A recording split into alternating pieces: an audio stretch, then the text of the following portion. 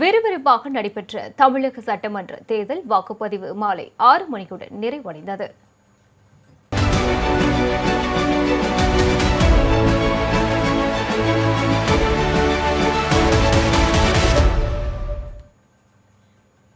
தமிழக சட்டமன்ற தேர்தலுக்கான வாக்குப்பதிவு இன்று காலை 7 மணிக்கு தொடங்கியது.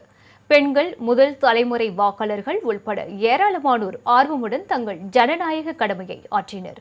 பல்வேறு மாவட்டங்களில் வெயில் கொளுத்திய நிலையிலும் வாக்காளர்கள் வாக்குச்சாவடிக்கு குடும்பத்துடன் சென்று ஜனநாயக கடமையை ஆற்றினர்.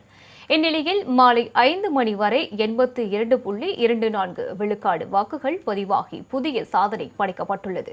அதிகபட்சமாக கரூர் மாவட்டத்தில் 89.32% வாக்குகளும், குறைந்தபட்சமாக கன்னியாகுமரி மாவட்டத்தில் 73.44% வாக்குகள் பதிவாகியுள்ளதாக தேர்தல் ஆணைய தகவல்கள் தெரிவிக்கின்றன. சென்னையில் மாலை 6 மணிக்குள் வாக்குச்சாவடிகளுக்கு வந்தவர்களுக்கு மட்டும் இரவு 8 மணி வரை வாக்களிக்க அனுமதி அளிக்கப்பட்டுள்ளது. தமிழகத்தில் மாலை 6 மணியுடன் வாக்குப்பதிவு நிறைவடைந்தது.